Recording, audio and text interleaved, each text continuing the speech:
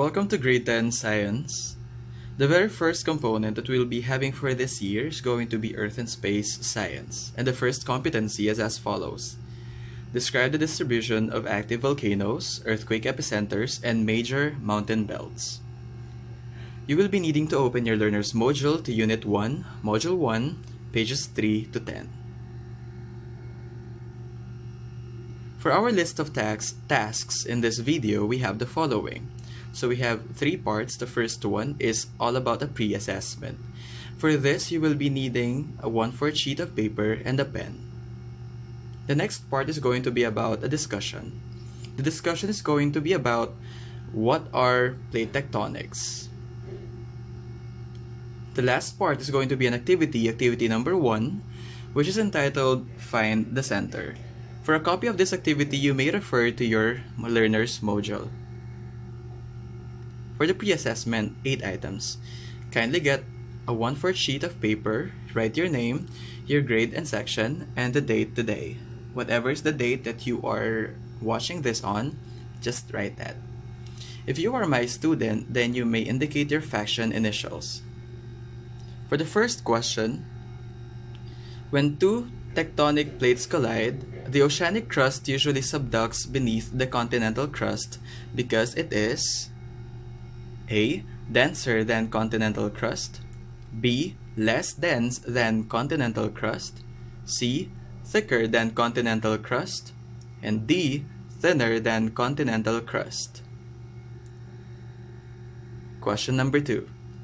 If you visit a place in the Pacific known to be along convergent plates, which of these should you not expect to see? A. Active volcanoes, B. Mountain ranges, C. Rift valleys, D. Volcanic islands.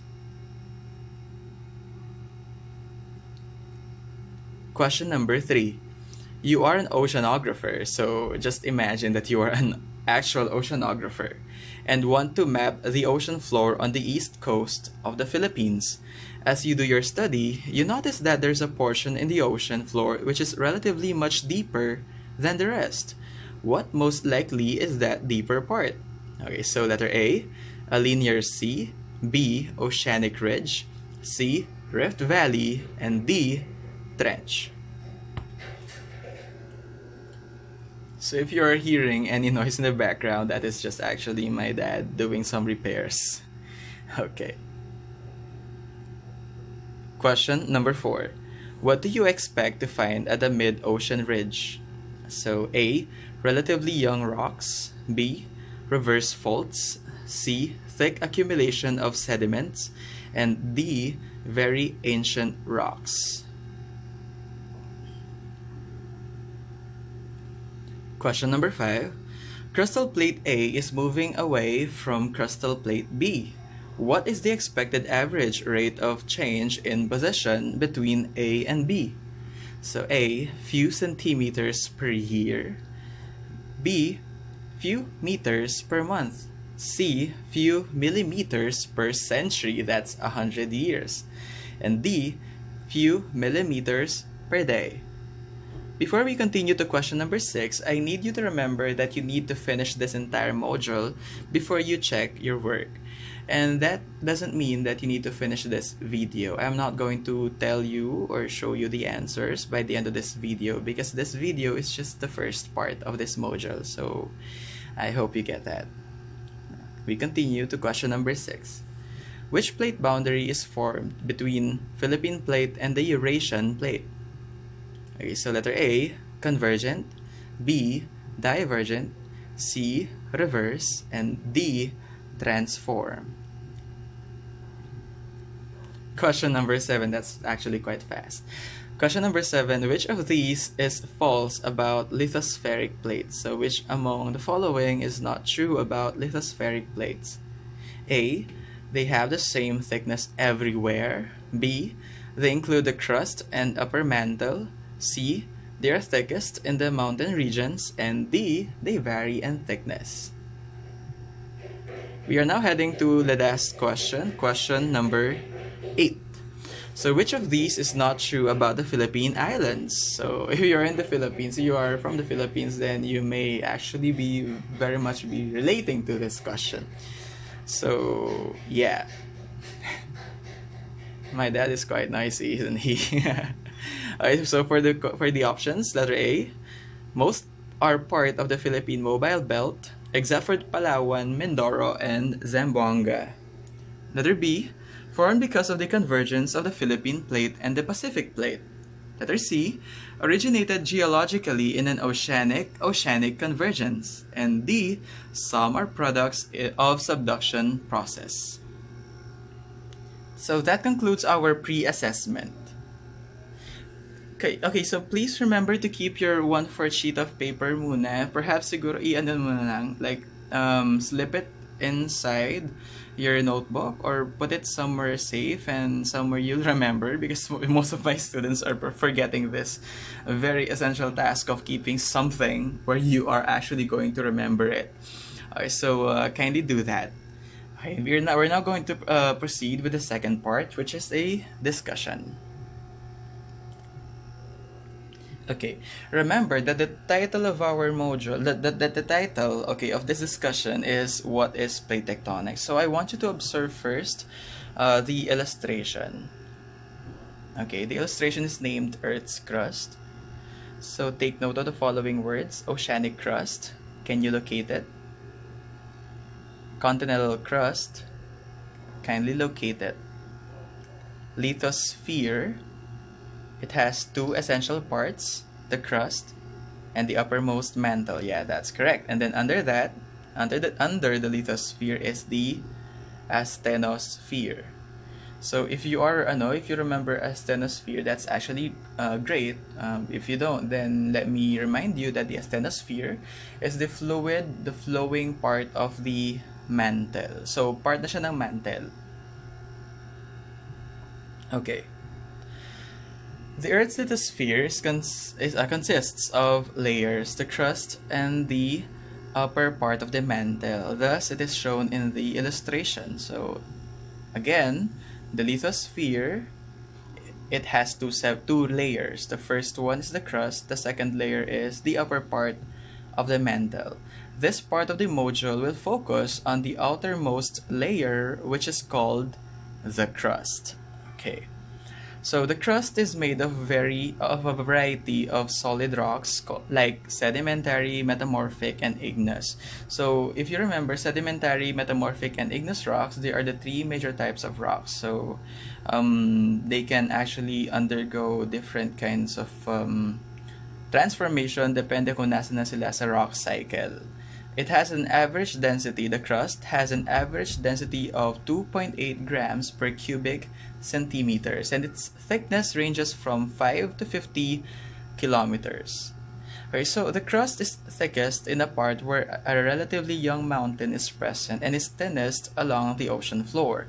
So, syempre, the crust as we know it is the outermost layer of the geosphere. So that means kapag mayroong mataas na mountain, preferably yung mga young na mountains because they are usually the tallest ones, doon pinakamakapal ang crust. And then, dun, kung saan man sa ocean floor ang pinakamababang part ng ocean, doon din makikita, of course, ang pinakamanipis na part ng crust.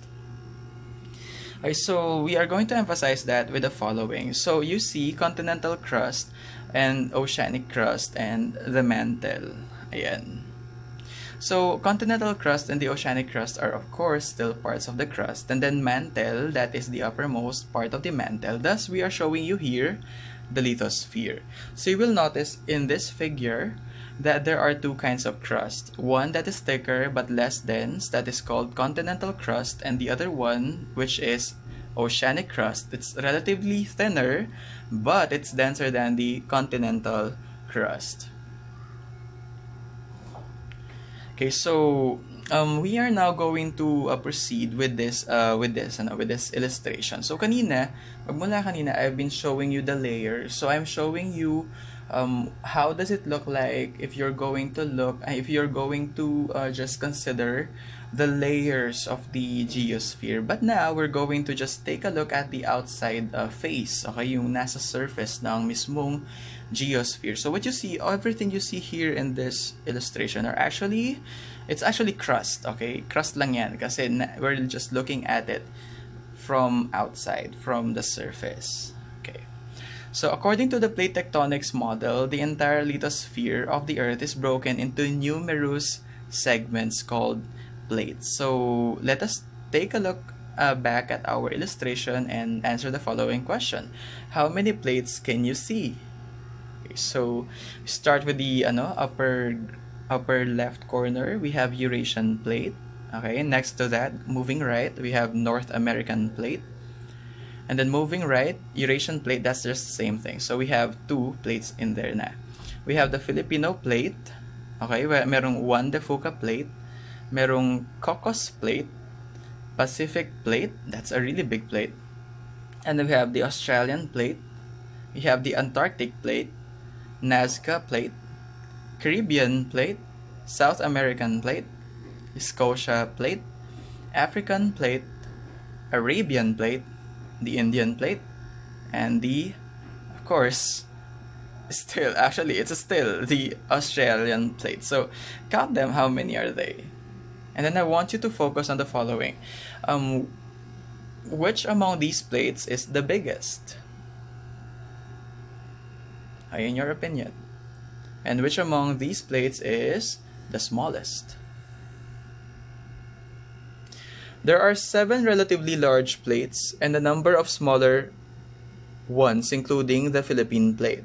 So 7 large plates and a number of smaller ones, including the Philippine plate.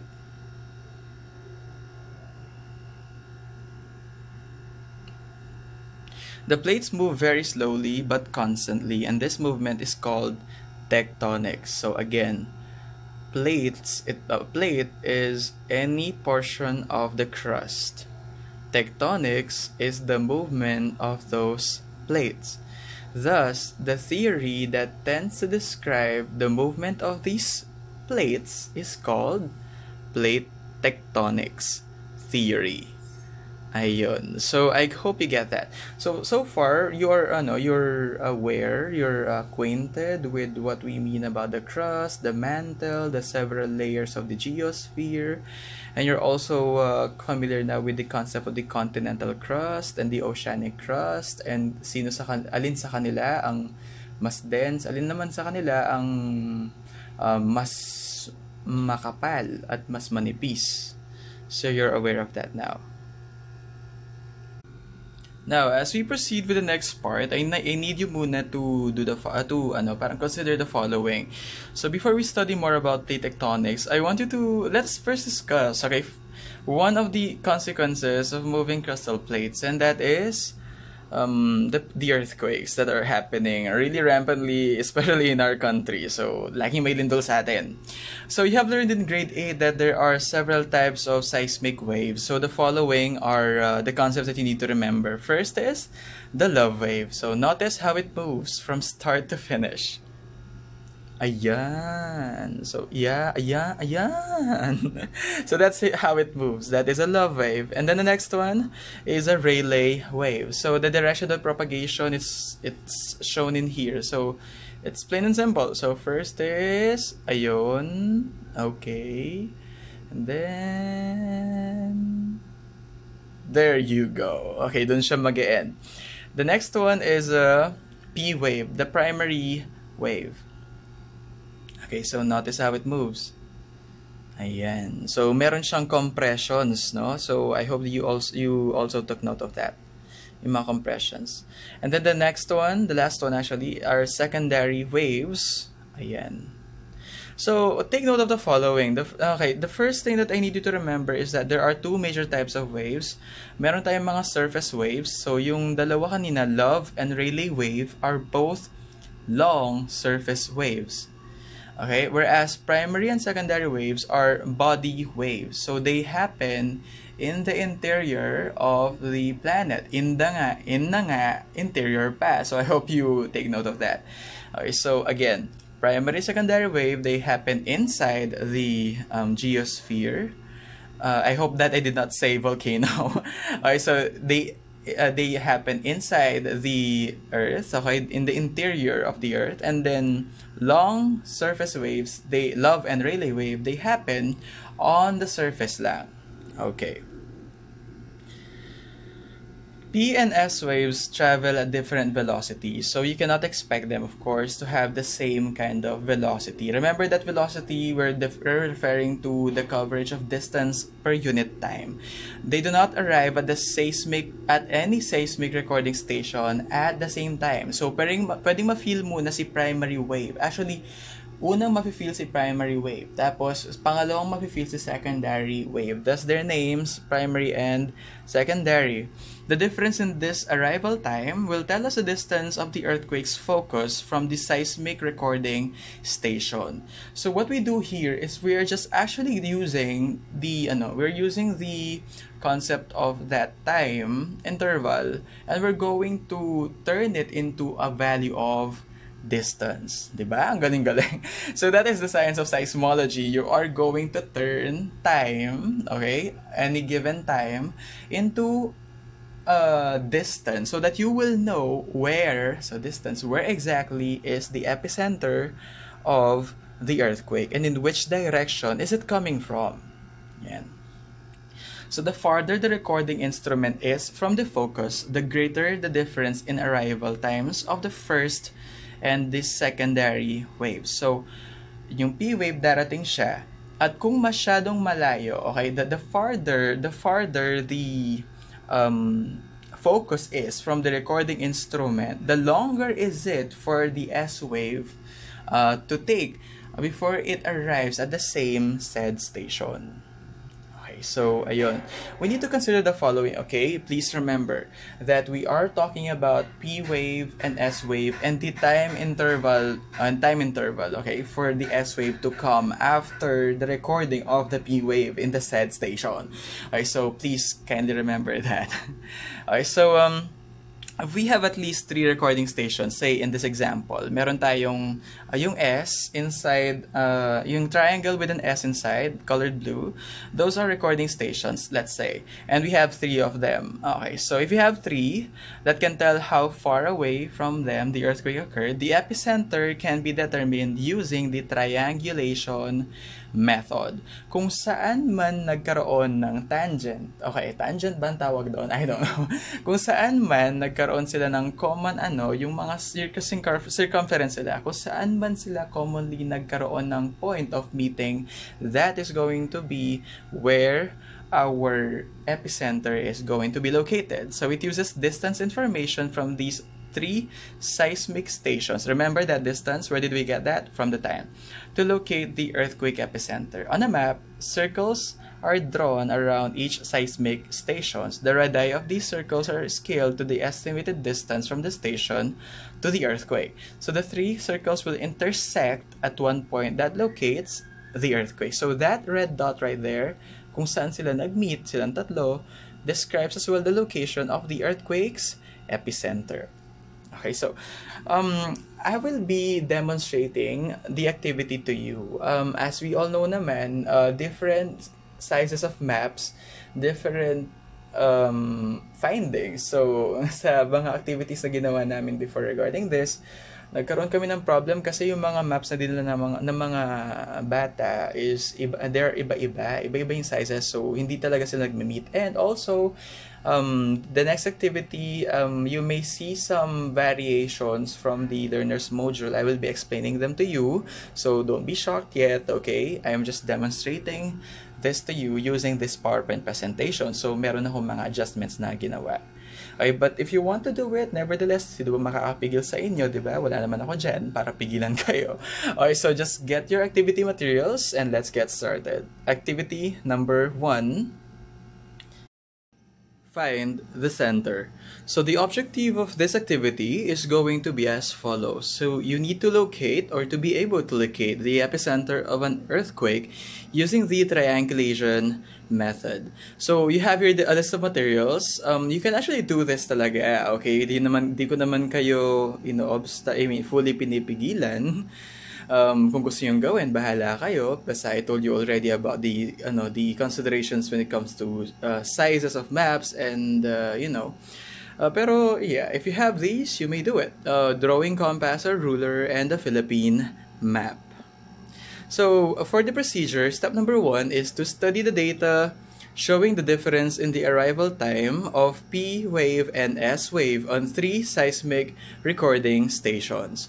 So on the first column, you have there the name of the location of the recording station. So you have Batangas, Guimaras, Davao. And in the second column, you will be seeing there the time difference in the arrival time of P wave and S wave, that is in seconds. So you have there for Batangas 44.8 seconds, Guimaras 32 seconds, Davao 38.4 seconds.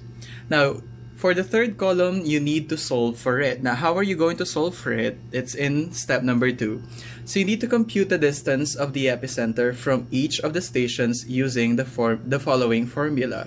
So you were given time difference, and that is in seconds. Now you need to compute for the data using that time difference. So distance is equal to time difference P and S wave divided by 8 seconds multiplied by 100. Now, where did 8 come from? Why do we have it? Well, time multiplied it by 100 is given. It's talaga yun talaga gagawin mo. Pero 8 is coming from the following concept. This formula is suited because 8 seconds is the interval between the times of arrival of the P wave and S wave at a distance of 100 kilometers. So, ganun yung time difference ng P wave and S wave. So I'll be giving you a moment. Actually, you may also pause this video para makapag problem solving kayo. Okay, so you may start now. Remember, you're going to divide seconds by seconds, so you'll be coming up with no unit, and that will leave you to distance that is going to be in kilometers na lang, as it is dictated by the last column. You may pause this video.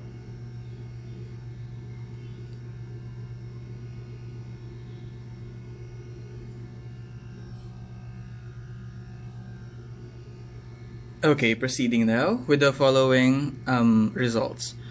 So for Batangas, our computed distance of epicenter from the station in kilometers is going to be 560 kilometers. In Guimaras naman, it's going to be 400 kilometers. And in Davao, it's going to be 480 kilometers. So before we proceed, which of these has the smallest radius? Okay, if you're going to consider them as radii, alin sa tatlong yan ang pinakamaikli?